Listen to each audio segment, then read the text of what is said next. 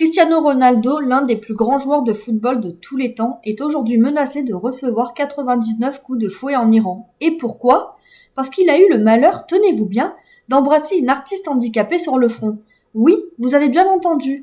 Dans certains pays régis par la loi islamique, un simple geste de gentillesse peut vous valoir une condamnation à la flagellation. Mais attention, on va encore nous dire qu'il ne faut pas faire d'amalgame, que l'islam est une religion d'amour et de paix. Bien sûr, demandez donc à Ronaldo s'il se sent en paix en ce moment. Voici la femme en question.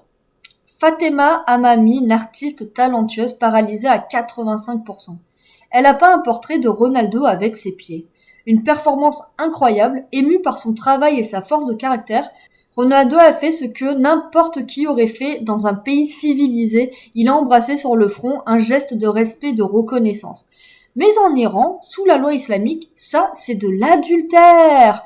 Vous entendez bien. Un homme ne peut pas montrer la moindre affection à une femme qui n'est pas la sienne sous peine de punition. C'est là qu'on voit toute la stupidité de cette idéologie. Non seulement elle est archaïque, mais en plus elle va à l'encontre même de l'humanité. Un homme qui montre de la bienveillance est un criminel. Une femme victime d'un viol est souvent lapidée pour adultère. Vous comprenez maintenant pourquoi ces pays n'ont jamais évolué ? Prenez n'importe quel pays où la charia est appliquée strictement. Afghanistan, Iran, Pakistan. Quel est le point commun ? Ils sont tous à la traîne sur absolument tout.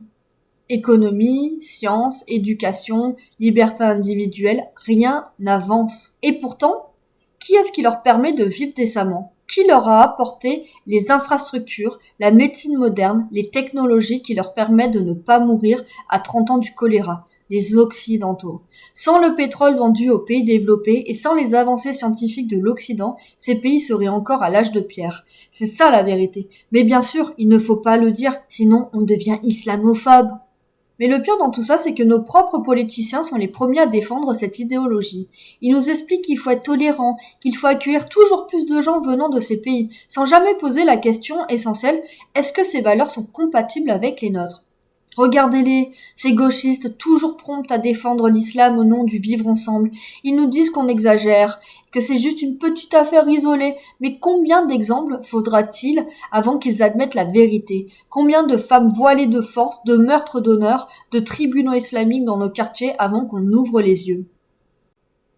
Alors oui, soyons précis. Cristiano Ronaldo n'a pas été officiellement condamné à 99 coups de fouet. Il n'y a pas eu de jugement prononcé contre lui. Son absence en Iran est plus liée à la polémique et au risque encouru qu'à une condamnation directe, mais ce qui est important ici, c'est le principe. Parce que oui, dans la loi islamique appliquée en Iran, ce qu'a fait Ronaldo est bien considéré comme de l'adultère, et la peine prévue pour ça, c'est 99 coups de fouet. Si un Iranien faisait la même chose, s'il osait simplement embrasser une femme sur le front en public, il risquerait réellement cette punition, et ce n'est pas de la fiction, c'est la loi. Un touriste étranger qui ignorerait cette règle pourrait lui aussi finir avec une condamnation.